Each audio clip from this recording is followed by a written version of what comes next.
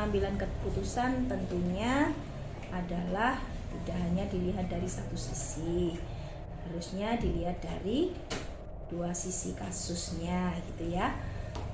Baik rujukan moral itu pasti ada benarnya ataupun ada salahnya. Namun kita harus mengacu pada yang benar, itu yang pertama. Kalau saya sebagai kepala sekolah tentunya harus meningkatkan dan menjaga nama baik lembaga yang sudah ada ya.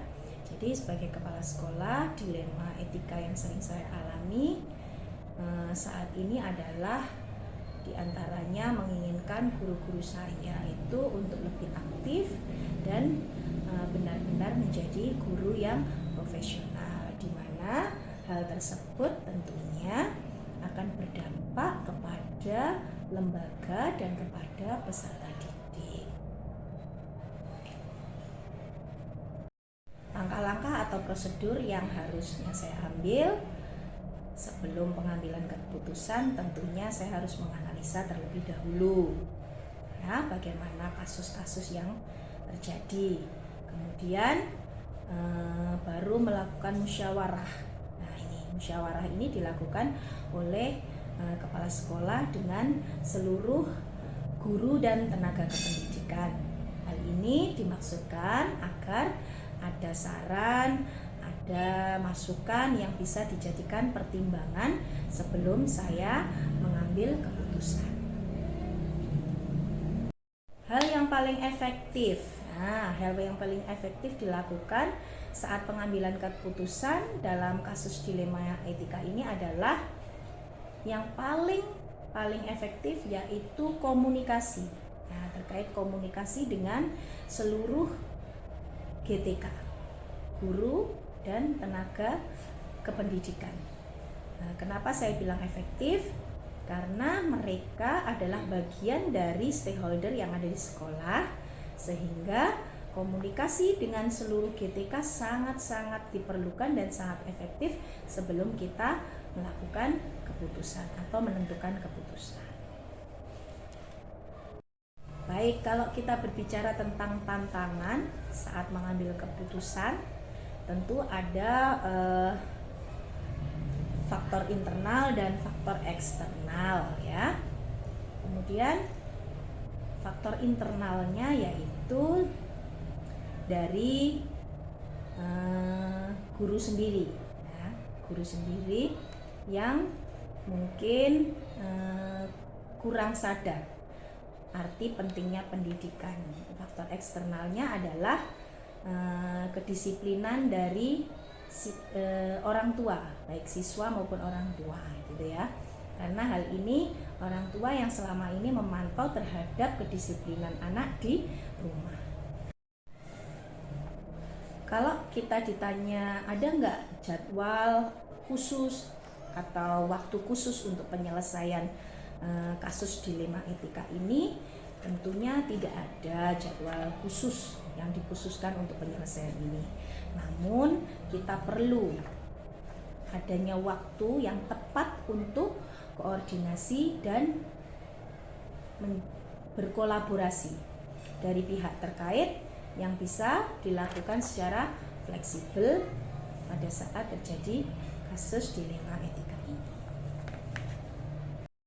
Faktor-faktor yang sangat membantu saya dalam mempermudah atau membantu saya mengambil keputusan ya, adalah koordinasi. Faktor koordinasi dan kolaborasi dengan pihak-pihak terkait.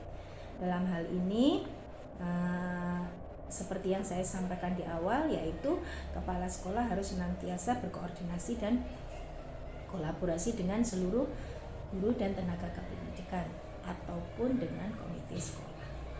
Penting yang bisa saya ambil diantaranya adalah bahwa penting sekali budaya sekolah, baik budaya kerja, budaya sosial ya, kemudian keterlibatan antar pihak ya. Jadi budaya sekolah itu sangat menentukan lingkungan sekolah itu dalam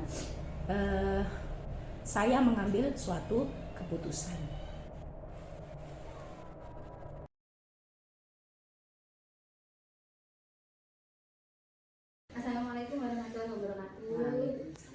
Selamat siang Bu Henry. Punten saya mengganggu waktunya. Hari ini saya ingin mewawancarai Bu Henry dengan tujuan untuk mendapatkan sebuah wacana tentang praktik pengambilan keputusan yang selama ini Bu Henry jalankan, terutama untuk kasus-kasus yang dimana nilai-nilai kebajikan saling bersinggungan atau untuk kasus dilema etika yang sama-sama benar. Kita mulai di Bu Henry. Yang pertama, selama ini bagaimana Bu Henry dapat mengidentifikasi kasus-kasus yang merupakan dilema etika atau bujukan moral? Berkaitan dengan kedisiplinan siswa yang masih sangat sulit untuk diterapkan di sekolah karena budaya lingkungan orang tua yang kurang mendukung. Mayoritas orang tua yang bekerja di luar kota membuat anak kurang mendapat perhatian dan pengawasan dari orang tua. Satu sisi, kepala sekolah sangat ingin menegakkan kedisiplinan siswa di sekolah.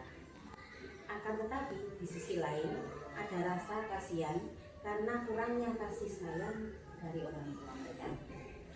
Pada kasus ini, terjadi dilema etika yang ditandai dengan adanya pilihan yang sama-sama benar.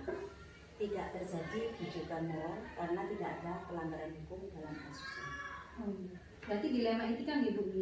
Ya. Selama ini bagaimana Bu Henry menjalankan pengambilan keputusan di Tanjung Rejo 5, terutama untuk kasus-kasus di mana ada dua kepentingan yang sama-sama benar atau sama-sama mengandung nilai kebajikan. Dan langkah-langkahnya yang Bu Henry terapkan seperti apa?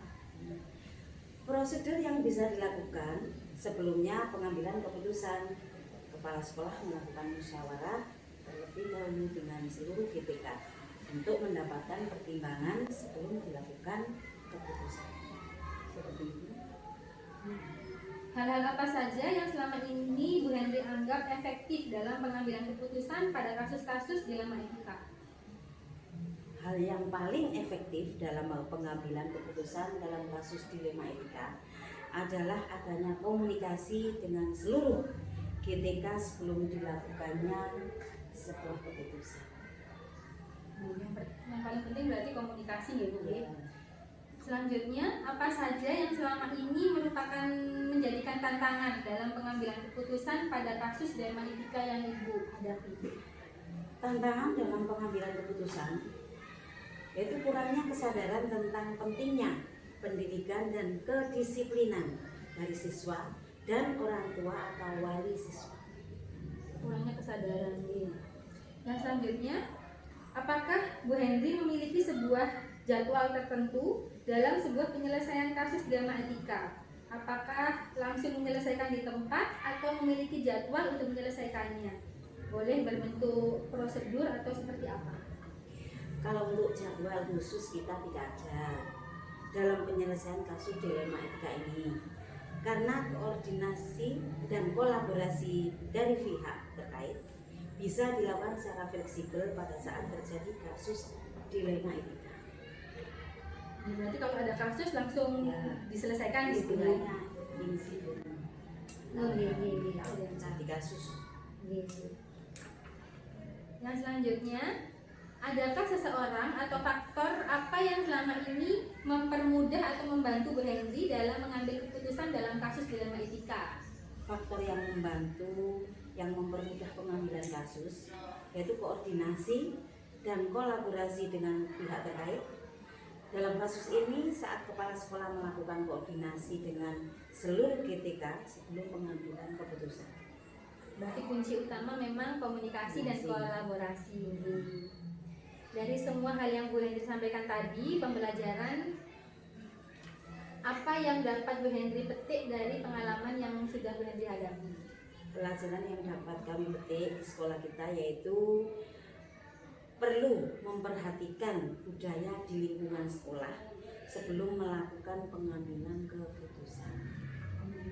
Berarti kayak tadi ya Bu ya, gimana budaya di wali muridnya seperti apa baru bisa diterapkan di sekolah. Terima kasih banyak Bu Henry, ngapunten saya banyak mengganggu hari ini, saya banyak merepotkan. Terima kasih banyak. Assalamualaikum warahmatullahi wabarakatuh. Waalaikumsalam warahmatullahi wabarakatuh.